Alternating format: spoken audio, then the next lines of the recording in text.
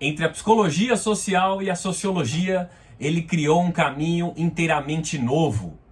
Estudando populações marginalizadas, ele teceu contribuições fundamentais para se pensar o funcionamento das sociedades humanas em qualquer tempo.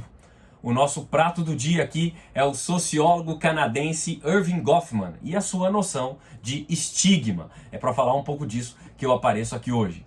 Muito prazer, eu sou Túlio Augusto, sociólogo e professor, e você, minha caríssima, você, meu caríssimo, é meu convidado a se inscrever nesse canal, participar do debate aqui, deixar suas impressões nos comentários, dar aquele joinha se você gostar do vídeo.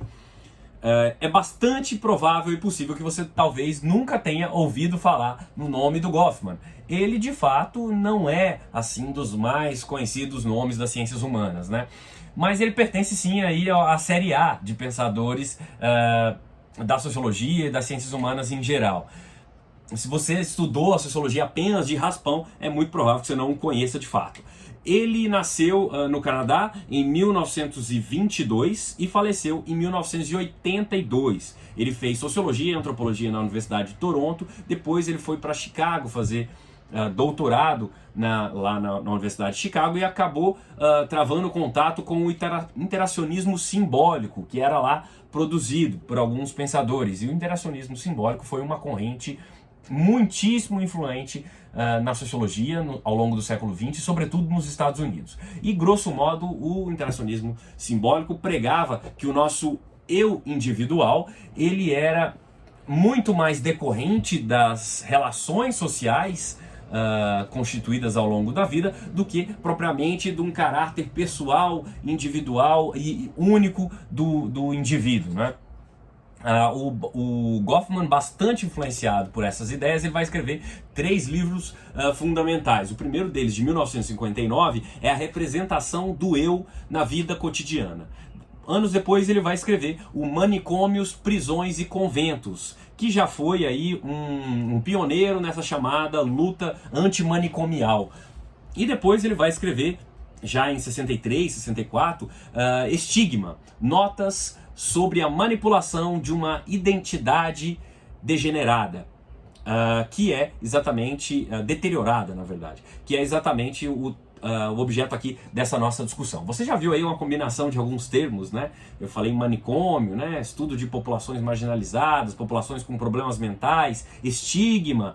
Bom, e a combinação desses termos foi exatamente aí o tema da redação do Enem no ano de 2020, que foi aplicado em 2021 em razão da pandemia. Galera do Enem, do Polivalente, estigma é uma desaprovação, é como se fosse uma marginalização, um preconceito que as pessoas têm em relação ao sistema.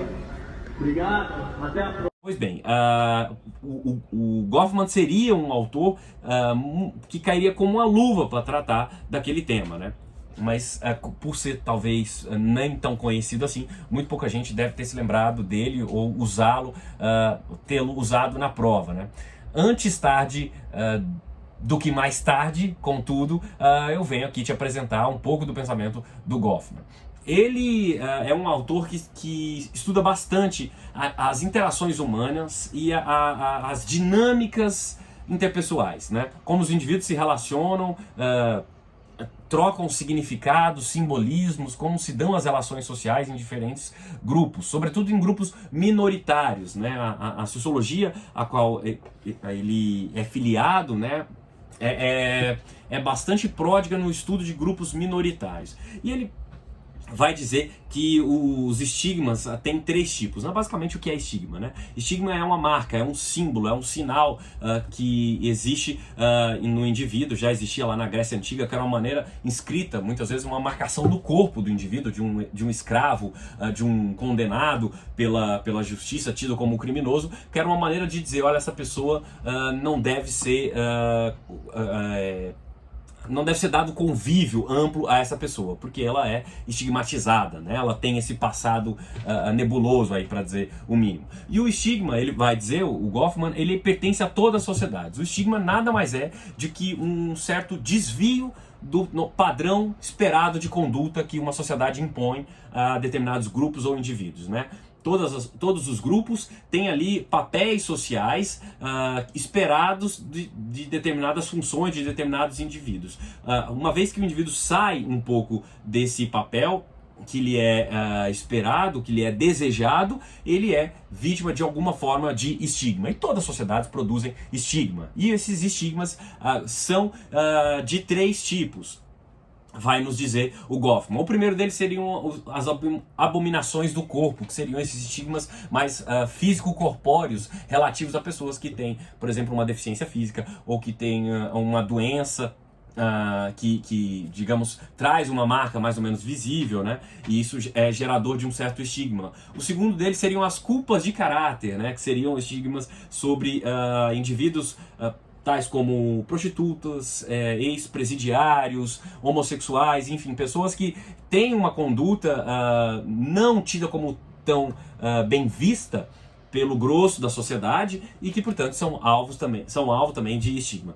Perceba que o livro foi escrito na década de 60 do século 20, né? E por mais que você tenha obtido conquistas aí na inclusão de minorias de lá para cá, a verdade é que essa armação que ele compôs ainda serve para a gente estudar o mundo contemporâneo.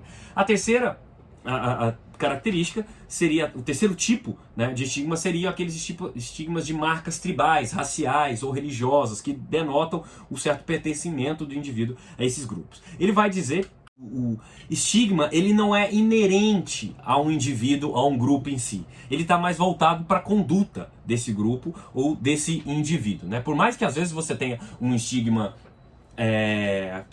rejeitado por todos, talvez como, uma conduta de pedófilo, por exemplo, é rejeitado em qualquer sociedade, é vítima de estigma em qualquer sociedade. Mas ele vai nos dizer que isso varia muito conforme o contexto. Né? O que dá ou não caráter de estigma a um comportamento, e essa é uma das características básicas aí que ele elenca para os estigmas, é o contexto no qual as relações ali estão inseridas. São as relações sociais que estão o tempo todo processando e gerando novos significados para os indivíduos e para as condutas. Né?